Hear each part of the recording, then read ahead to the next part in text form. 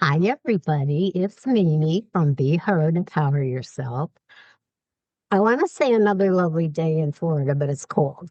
And people are going to get mad at me because cold is like 68 for me, for here, for Florida.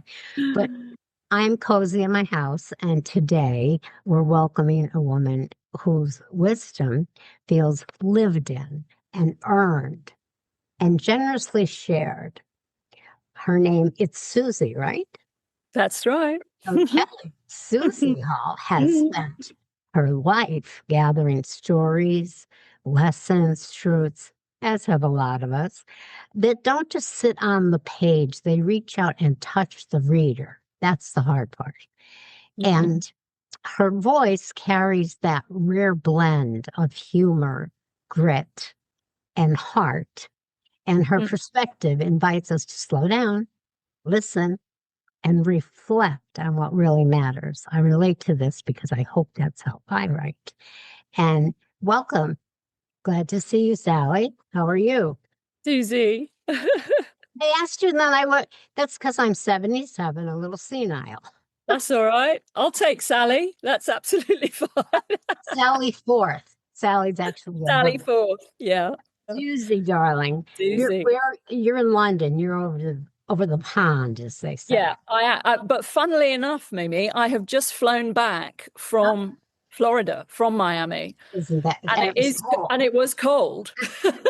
So tell them I'm not lying. You're not lying. And I heard lizards were falling out of trees because They it was so were. We cold. had pictures of them. And That's so then, sad. but then they said something even sadder. They show all these lizards that fell out of the tree. And then they said, I forget what culture it was, but they said, we have, I don't want to be smart to anybody. I don't know if it was Haitian or what the culture was, that they actually eat them for food. And they were going to give them to their food kitchens. And I was like, oh my gosh. Like I the heard that. did you hear it? It's I like did hear that. people don't like that. We had huge iguanas here. They're not indigenous to our area, and you were allowed to kill them. And people were getting upset about that. Why do you have to kill them? And, they had to do it. And we have this snake. I can't think of it now, but it's a huge snake, and they're allowed to kill that. And a lot of people, the environmental thing is important, but to the same point, they can't be where they're not supposed to be because then they eat the indigenous flowers and plants and animals. Yeah. And then we're It's a, all in a mess. yeah, We're it's a all in a hard, mess. hard pill to swallow for some people. Absolutely. Thank you for that wonderful introduction. That sums it up beautifully. Yes. Couldn't have put it better myself. But anyway, in our conversation, we're going to explore a lot of the experiences that shaped you Mm, and the pearls of insight that you've collected along the way, which mm. when we're collecting those, we don't think of them as pearls. At least I didn't. Yeah, I thought of them as stones in the road or boulders. Yeah. And, but later on in life, you get the deeper meaning. And people like us at some point decide to share those. And that brings a clarity. And you, in your writing and talking to you, it feels like a friend just taking your hand and saying, well, let me show you what I've learned. Can you Absolutely. sum that up? I mean, interestingly, the sort of inspiration for this whole idea of the sassy godmother Hmm. came from a godmother I had. So I was lucky enough to have three godmothers, weirdly. Um, Lovely. yeah, and this one godmother, she was called Auntie Anne, and I nicknamed her AA. Ah, And she was a fantastic influence in yeah. my life. She passed away about 3 years ago now. Hmm. But it left me with something that I think women, young women, well, women, I mean, the book's, 20s to 40s and beyond. But for me, I just think it's really important for younger women to have an older woman in their lives who can be not necessarily even a role model, but just a non-judgmental older woman who isn't your mother, because there are things you can't talk to your mother about, right? I mean, I Right. could never talk to my mother about sex or anything. I mean, that was Exactly completely what I think. off the table. It's too embarrassing. Yeah. Whereas my godmother, we had a very different, special relationship. And I just thought, the sassy godmother is this older woman who will take your hand, as you rightly say, take your hand, guide you through, help you navigate life in a very sort of humorous, conversational, very supportive, loving way, but won't be afraid to challenge you, when you're being a bit of an idiot. So that's where the whole kind of idea for the book came about, this sort of Yeah. sassy godmother. And Yeah. she's fun, and she Yeah. swears a bit, and she likes to have a glass of wine, and Yeah. she's someone you want to hang out with. Exactly. I But get she'll that. tell you as it is. So, so that being said, what moment or experience sparked actually writing the Sassy Godmother's Pearls of Wisdom? Mm. I think I always knew I had a book to write. And I suspect I mean, you've written a book, I suspect you have that sense that you've got a book in you. Hmm. But I never sort of had the finished idea of it. And then clients started to ask me, why don't you write some of this stuff down? Why don't you write some of these things you're coaching and guiding and telling us? Why don't you write it down? And I thought, yeah, why don't I? So about 3 years ago, I had the idea clear in my head. I'm going to write all these different things that have sort of seminal moments, like light bulb moments in my life where I've thought, oh, that's interesting. And whether it's spiritual stuff, whether it's work stuff, whether it's life, whether it's relationships, all of it. It was 3 years ago, just over 3 years ago, it suddenly came to me and I thought, right, let's get on with it. And actually, because it was all lived experience, it wasn't actually that hard to write it, because it was coming very much from my heart and from my experience Yeah. and humorous stories. I mean, Mhm. some of the sort of complete mess ups that I've made and mistakes I've made, Yeah. I can put them in with humor and look back on them and think, what was I thinking? If Exactly. someone reads it and goes, oh, I could have fallen into that trap, actually, maybe I'll rethink that. If I Yeah. can help someone avoid a banana skin, then, that's great. Well, I married one man twice, so so I can relate to this. Seemed perfectly reasonable at the time. It always does. But it does. And the old saying, what is it, that a tiger doesn't change its stripes? You know, Right. and Yeah. because it had been 10 years and I thought I was Liz Taylor or Natalie Yes. Wood, who had, We'll married, do it again. they did it again to disastrous results. And again, disastrous results. So that's something in the book that might help somebody who's thinking Yeah. about doing that. Yeah. But Absolutely. yeah, It's so tempting to stick with what's comfortable, right? What you yeah, know. yeah, especially it's like, he was my first husband and my third. So it's like, oh, 10 years, he's changed. He can't be as bad as he was. No, he was worse.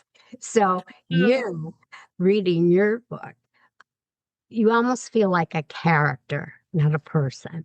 You feel like a guide, someone like a spiritual guide that's the voice of truth all at once. And who is she to you? Who is the sassy godmother to you? How do you see it? Yeah, she's probably the wiser part of me. I mean, she's probably the bit that's linked to my soul. She's that compassionate, she's that loving, she's that open-hearted. But as I say, she can be tough and sassy. So I say me on a good day. She's me on a good day. That's you in a good day. I like that. So, was there a pearl of wisdom that came to you right away and set the tone for the whole book?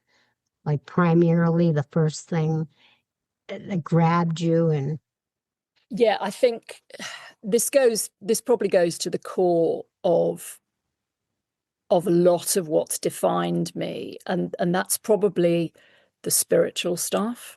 So the meditation, and it's not actually about necessarily about meditation, but the more I've learned, one of the biggest, I mean, if someone said to me, what's the one pearl of wisdom that actually, if you only remembered one out of 50, what would it be? It's like, do your best to be as present as you can be yeah, in every moment. yeah, And the more I've learned about quantum physics and spirituality and all this sort of stuff, the more I have understood the power of being in the present moment. Because, as you well know, I mean, looking at yeah, your background and your interest, it's like it's all we've got. Everything happens right now. The yeah. You past, are. you We know. could be best friends. Too bad there's the pond between us, but because at 41, I got sober. Talking about AA, I got sober because I was feeling terrible depression. And after I got sober, in a regular rehab, 28 days, the whole bit, no intervention. I said, there's something wrong with me. I need to go Yep. somewhere. And I thought I was going to a spa. Oh my goodness. Well, there was this place that a doctor friend of mine, when he got too into the drugs, not just drinking, he would go to this place and he'd come Yeah. back and then he'd just drink and do drugs. So I thought, that's perfect. And of course, when I got there, they laughed at me and took my bathing suit and magazines away from me. Yeah. But the point here is, I first had to get sober. I had to have a clear mind. Sure. Then they told me, you are dual diagnosed and cross addicted, which meant you have always had depression and anxiety disorder, and you were self medicating with alcohol. Mm, Makes sense. And then, of course, that made your depression worse, which how would I know? And now that you're sober, you need to do a lot of work mm, because you have a lot of family of origin stuff, you have a lot of trauma, three husbands. So, you have to do a lot of work, which I did. And mm, I was in constant counseling well, I still am in counseling. I mm. took a break, but always. And it was individual, it was group. I actually went away another two times. One for eating issues, because a lot of people, when they get sober, start overeating. Yeah, well, it's something else, isn't it? It's like there's got to be something you do. Yeah, so So you you give first, up one thing, you start yeah, something else. and sugar's easy. Yeah. Candy, it's easy. So I worked on more issues there. And then I was 5 years sober. I got depressed. And I went to the Karen Foundation, who has a wonderful family of origin program. It's only 5 days. They only take five people at a time. That's Right. amazing because you're going to do role playing. Okay. So you're going to have somebody be your father and somebody else be you. And it was intense, I bet. very, but it was wonderful. So I bring that up because, okay, sober, then the psychological part. Now I'm ready for the spiritual. Yeah. Of I would have never gotten there if I didn't get sober because my mind wouldn't be clear. course. Then Absolutely. I looked at myself and what my issues were. Yeah. And then happenstance, I found a church that's not a church. And it's called Unity, and it's a spiritual community. And the principles were perfect. They were Mm. perfect for me. And I've Just been, resonated with you. Yeah. oh yeah, when I walked in, I said, this, they're just like an AA meeting. It was Yeah. just like it. In Yeah. fact, many of the people there I recognized from AA. So it's like, yeah, this is the place. But, and this is the thing. I'm helping a lot of women and men because when they watch my shows and, read my books and things like that, somewhere in there, there's something that resonates with them. And they may say to themselves, oh, maybe I should stop drinking, or maybe I need to see a counselor. So it gives them a little bit of Yeah. what it could be like and what it was like for me. So Yeah. Yeah. that's the joy I get from what I do, Yeah. basically. Yeah. Yeah. Yeah. Yeah. Yeah. So Yeah. I hold, you're sort of on the same path with me, is what I'm getting at. Absolutely. It's that moment of understanding that when you're present, really present to Yeah. life, to life in general, and that has a lot of different manifestations, whether it's get your head out of your phone, whether it's talk to somebody like you're really with them. I make this distinction between talking at and talking with. Yeah. There's a huge difference between the two.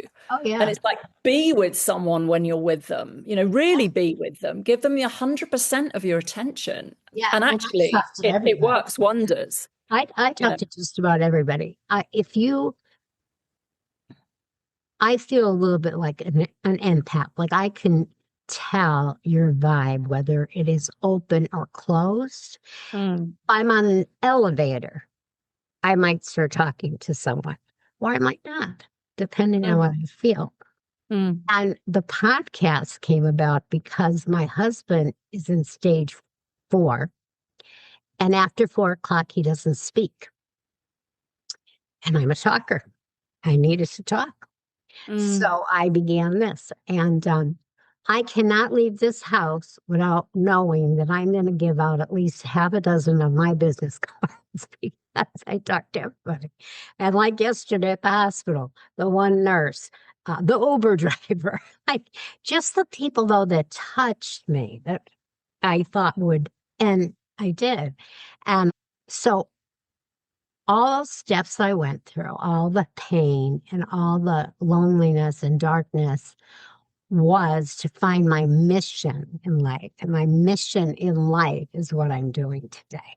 Yeah, sometimes you have to go right down to the bottom. I mean, they talk about the dark night of the soul, right? Sometimes Yes. you have to go into an unholy black mess in Yes. order to actually come out the other side and find it what it is you're here to do, or what really brings you joy. Yeah. When I finally found the right husband and everything was good and there was money and there was happiness and there was everything, and I went into depression, that was my soul saying, honey, you got to go a little deeper.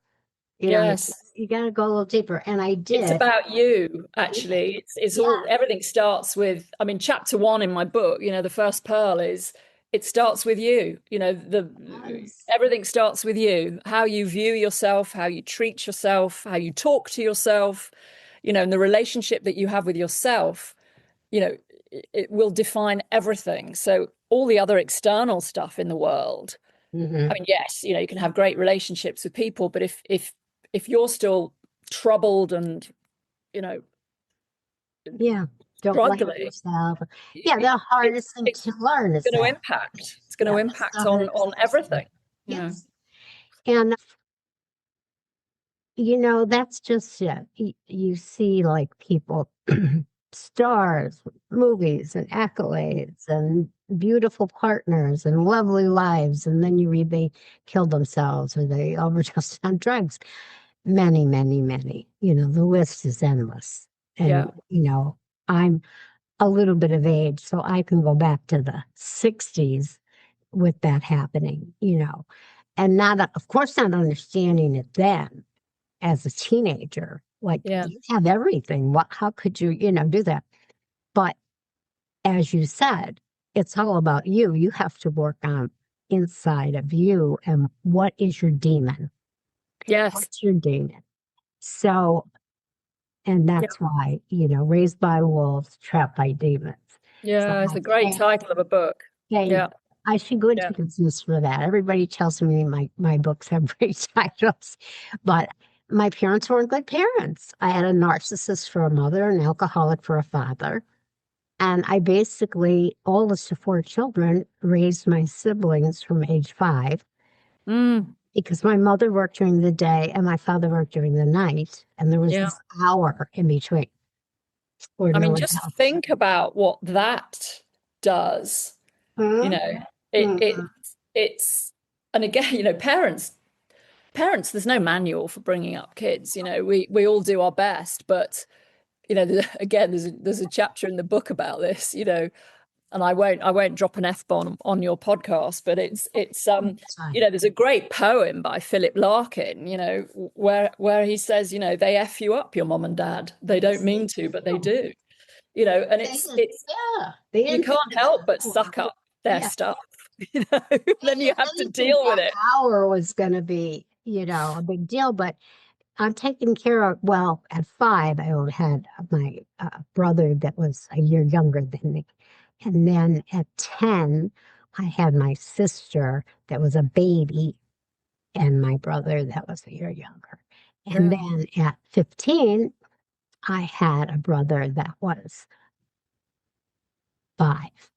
Okay. So there were points in my life, but my mother would always, she went to work her whole life, and that hour was tough. And before that, like I said, I was first born. When my brother was born, oh gosh, I don't want to get into deep, but my family of origin on my mother's side is fully Italian, and they fight, and then they don't talk for a year. They're Yes. that kind of overly dramatic people. Yes. So when my Joe was going to be born, my brother, supposedly they were all mad at each other and no one to take care of, uh, not Joe, when Matthew was going to be born. Joe was my year younger. Joe and I, 5 and 4.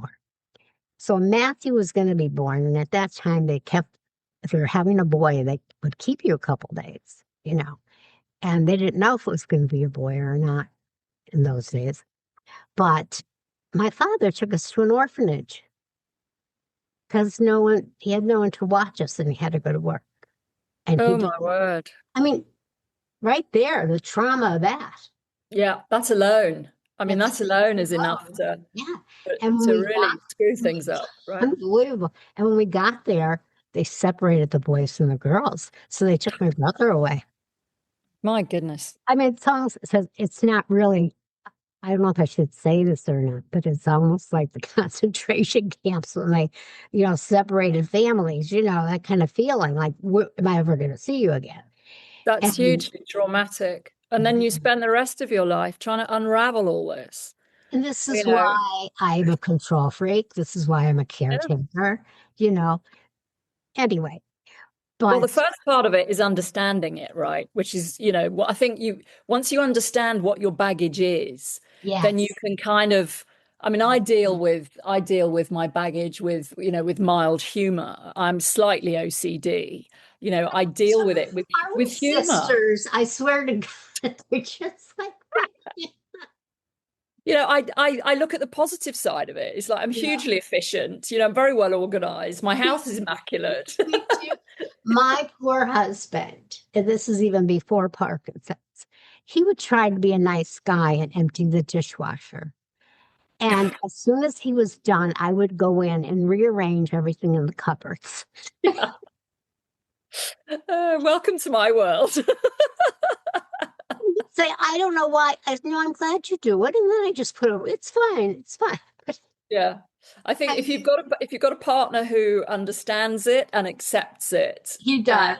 isn't critical about it and again deals with it, that's all you want, right? And he's fairly tidy, thank God. Yes. And I was trying to make a new friend. This is kind of my dark humor. I make jokes all the time. It started early. I think it's a coping mechanism to deal with pain or whatever. And it's just me. It's who I am. And you mentioned that about your personality. And so COVID came. I live in an over 55 community. I'm here 20 years. And all of a sudden, most of my friends either died, moved away, or went into nursing homes. Mm, Because a mm. lot of them were older than me also. I moved here 55 and made friends with 7-year-olds. Yeah. Yeah, yeah. So my counselor said, you need to make new friends. I said, you know how hard it is to make new friends when you're in your 70s and you're married. You can't Mm. like just go out with the girls. So I'm trying to make new friends. So I made a friend 2 weeks ago. And she was like, I don't know if it's gonna work. So she called my other friend and she said, oh, there's this one thing I don't like about Mimi. And my friend Bibi said, what's that? And she said, she never stops making jokes. She thinks everything is funny. Like she doesn't get me. She doesn't get Yeah. me. Yeah. Yeah. Yeah. It's important to hang out with people who get you. Yes. And Yeah. most of my friends, and I always tell my husband because he's like the only person that doesn't laugh at my jokes. But every once in a while, I get at least a smile. Yeah, he's a tough crowd. That is a hard gig. And if I had the energy, I'd love to go on tour because I know I'm funny. I know because I had to be to survive. Yeah, it is a That's coping mechanism. it It is definitely is a coping mechanism. definite, and I can't help myself. I mean, I've been in the hospital almost dying, and my minister would come in and I'd make a joke about it. I mean, it's just who I Yeah. am. But getting back to you, 'cause this is about you. So how did you decide which lessons deserve to be in this book and Mm. which ones you wanted to maybe stay in the vault for a while? Yeah. Interesting. In fact, the book was going to be longer, and there was a whole section actually on health and well-being, because Mm, I'm really interested in, and again, there's a bit of the sort of spirituality that crept in there in terms of, energy and healing and, chakras and all that sort of stuff. And huh? I just thought, oh, I think maybe this could be another book actually. Mhm, So I split the health and well-being stuff out, mhm. um, and focused really quite tightly on, the relationships that you have both with yourself and others, navigating career, and really looking at the sort of ways that you can reduce stress and women have a voice, how you can empower yourself, how you can be heard, how you can have a better relationship with yourself and the world. So, it was keeping it to that tighter You side. just said, be You know, heard, empower yourself. yeah, yeah, Voila. exactly. Voila, exactly. A lot of my earlier career was spent helping people, and I used to call myself the impact coach because it was about helping people communicate, speak in public, Mhm. pitch stuff, speak at conferences, whatever, and any kind of communication really. So I'm very invested in helping, particularly women have a voice, because of again, one of the topics that's very dear to my heart after the whole being present thing is we need feminine energy now to Oh my be God.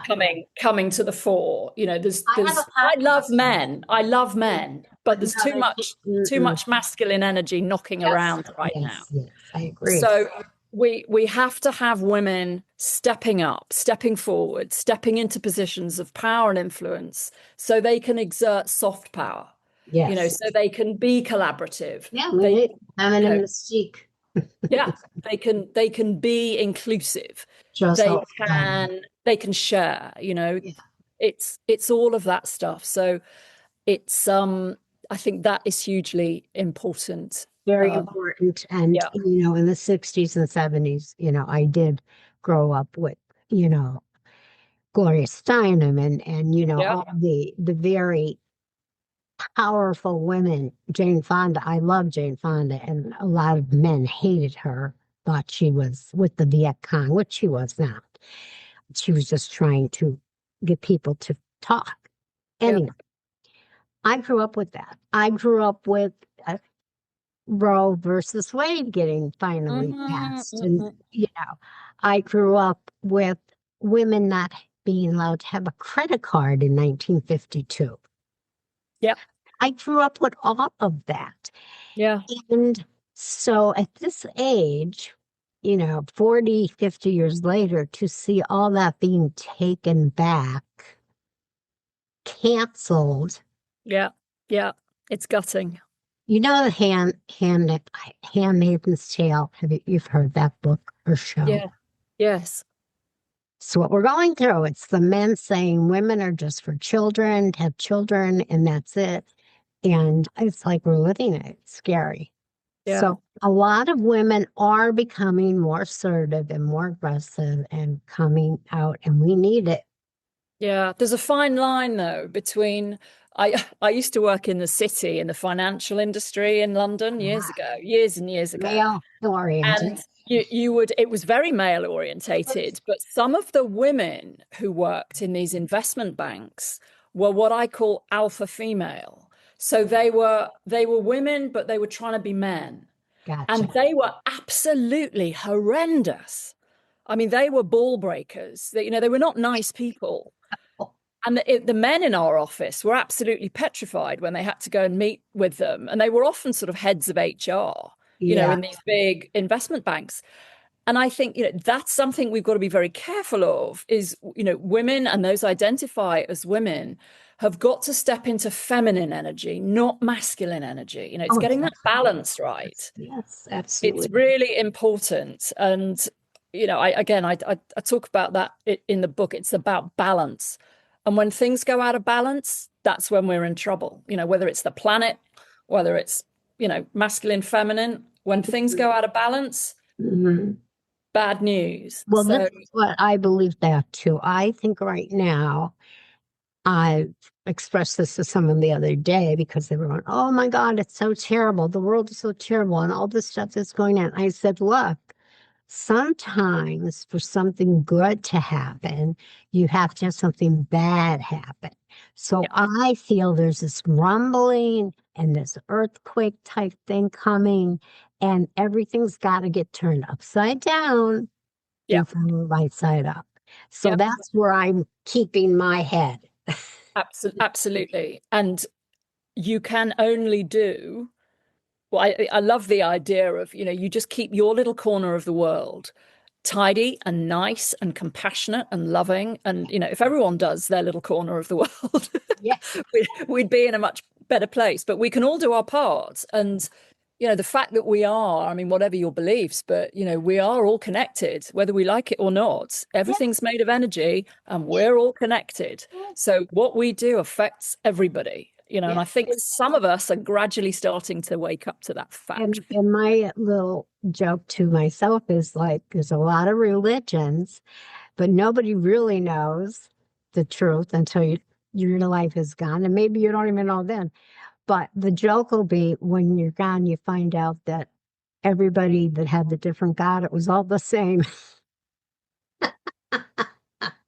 Well, it's interesting because if you actually study some of the major religions and you go right back to it, a lot of them are saying the same stuff. Love each other, be good to Yeah, each other. They're yeah, not saying, these terroristic uh, people that act like they're doing religious things. They're not, because when you go and look in their religious books, you don't see go kill people. You don't see that in there, you know.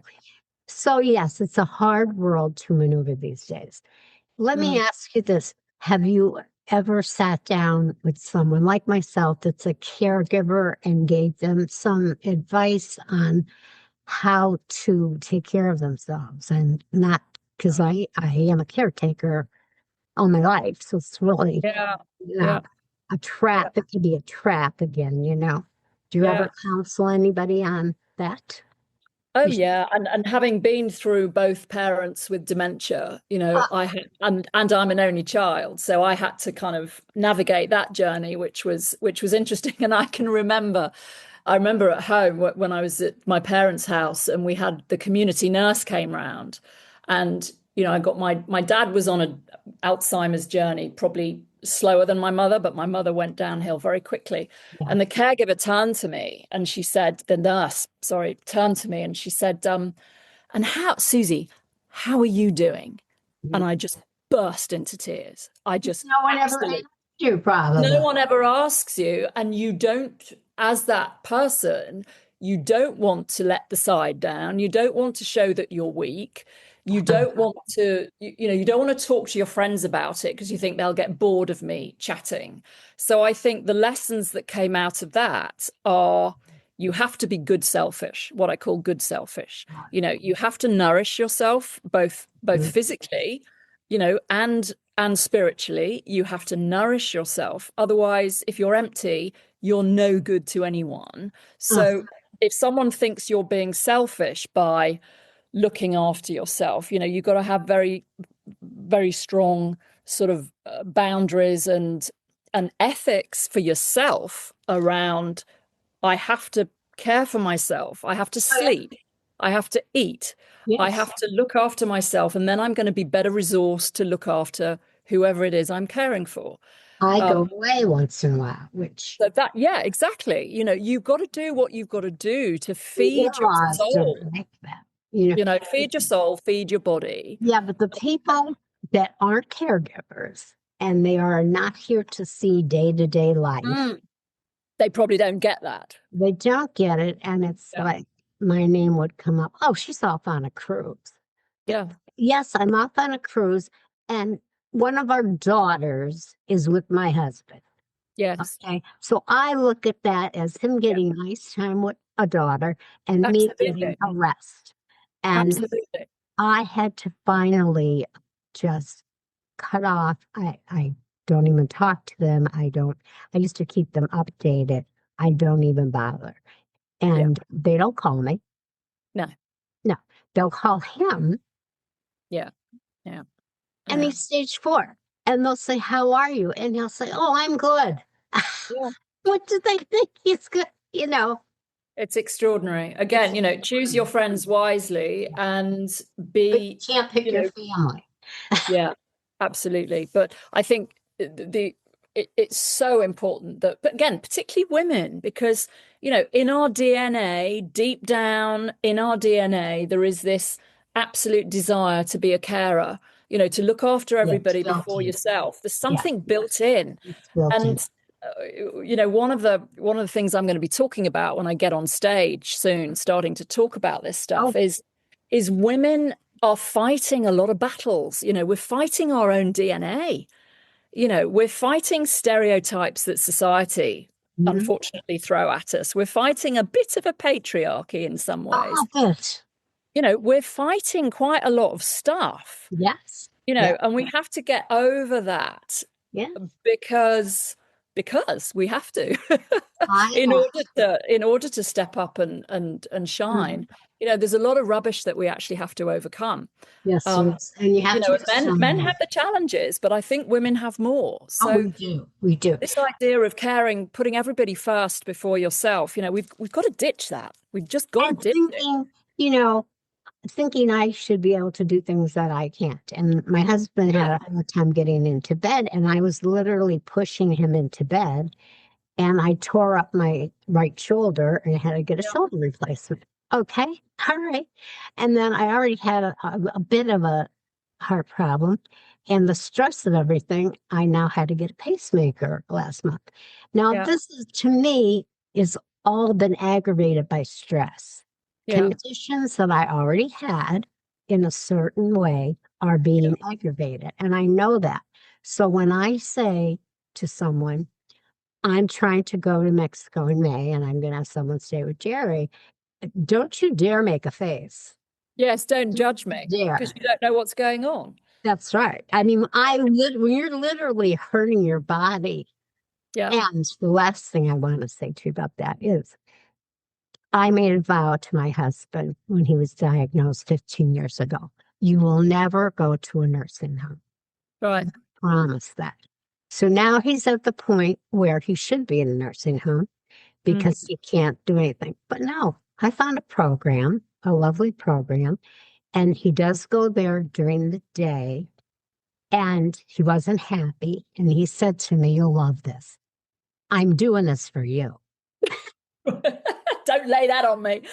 I said, "No, you know what I said? Yes, you are doing it for me. So I get a break. You're doing it for me." Oh, dear. liking it. They have entertainment. They have physical therapy. He likes the food. All his doctors are there. They take complete care of him, pick him up at 9, drop him off at Brilliant. 3. And then, Great. and then at 7, this lovely French girl comes to give him a shower. Oh, but he loves that. Put him in his pajamas.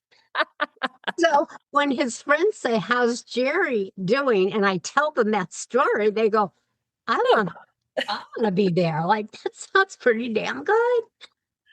Goodness. I mean, women have to ask for help more as But well. there's my sense of humor again, too. Yeah.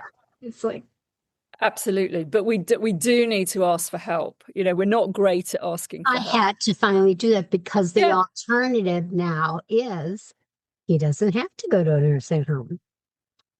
And I'm very proactive because before I retired, I was an independent living skills trainer for disabled people.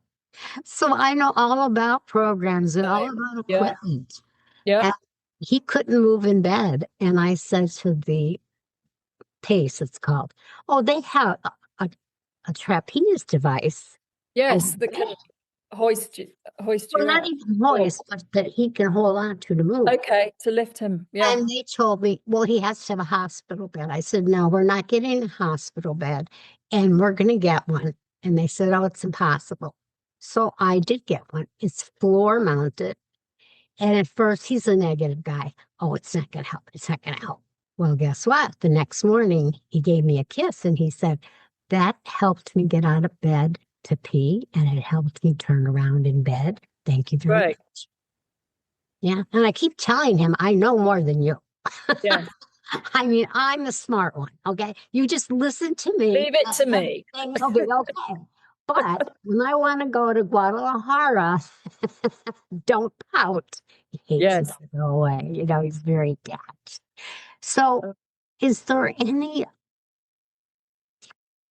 pearl of wisdom Mm. that even though you wrote it, you Yes. sometimes ignore it? Oh God, I should think there are lots. I mean, I'm human, and I don't have all the answers, and Exactly. I'm messy and imperfect, and Yes. every day's a school day. Yeah. I still will people please. I still will catch It's a myself tough people one. pleasing. It is tough. It's a work in progress. I think all I could say to any of your listeners, your viewers, is don't beat yourself up. It's a journey. Yes, We're it is. not perfect. We're not finished. We're never going to be finished. No. We're all messy and imperfect, and that's totally fine. So don't beat yourself up if you catch yourself people pleasing. Just being conscious, and this is where being present comes back. Mhm. Just being conscious of the fact that, oh my God, I just did that, or Yes.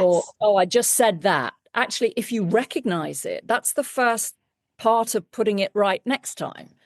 Yeah. So it's just about being aware. Oh yeah, I could have maybe said that a bit stronger, or I could have been more insistent, or I could have said that in a different way. Yeah. If you But don't beat recognize yourself it, up. don't Don't beat beat yourself yourself up. up, because you know Recognize it. you've got to be your own best friend, because at the end of the day, that's all you've got, And actually. and I am in school learning how to say the word no, and the Yes. fact that no is a complete sentence. Because I have a little darling of a granddaughter that, Nana, I need money for gas. Nana, can you send me $10 for a Starbucks? And that's ridiculous. And my counselor kept saying, she's 25 years old. Yeah. It's And you're ridiculous. not doing her any favors by No, doing that, no. because she'll never learn to be self-sufficient. And I would be so good for a while, and then I'd relapse Yeah. because she had a baby. She gave me a great grandson. And I said, how dare you? Because I don't look old enough to have a great grandson. So conceited, but at least I admit it. But anyway, that factors into it. So I'm working on saying no and knowing that it's a complete sentence. And I have said Yep. no 3 times already this month. Yay me. Good for you. Good for you. And as I say, it's I think that's one of the it's a real biggie. And it's it's an ongoing thing. Some people are better at it than others. Again, a lot of it depends on how you were brought up, but it is something I hear a lot from my clients, Yeah. particularly It's, at work. yeah. I can't say no to my boss. He'll fire me, she'll fire me. It's like, really? Yeah. You got to draw your lines in the sand. Yeah. Yeah. So this has been great, Susie. I think you saw how much alike we are. I see it. If you ever come to the States and if you're ever around Florida, call me. Well, We'll I've have just been tea. there. No, I didn't know. I wish you. What part of Florida were you in? Actually, I went on a jazz cruise that Ah, left from my I actually left from Fort Lauderdale. So we do you know went how from Fort close I am? Lauderdale, yeah, and then I flew back from Miami. So I am like 30 minutes from Fort Lauderdale. oh, that's So hysterical. Well, remember next time to call I me. will. If I come again, I'll I'm come and going have on a I'll cruise come in and have a cup May. of tea with you. I'll Yes, teach you how to make a good cup of English tea, yes, right? I have a hard time making it strong enough. I'll bring my own tea bags. I But travel with my tea bags. okay, so I'm cruising in May. That's my plan. Yep. So if you feel like going on a cruise, let me know.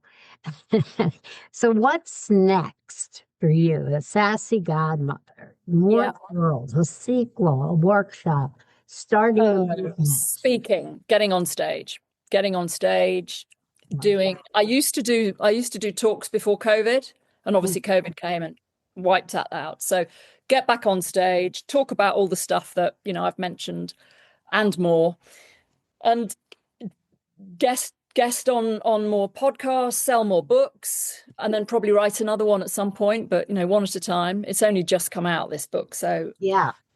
build up my Instagram following, just get more high profile and Yeah. and hopefully have more of an impact, and change lives for the better bit by bit wherever I can. The more visibility, the better. So that's the plan.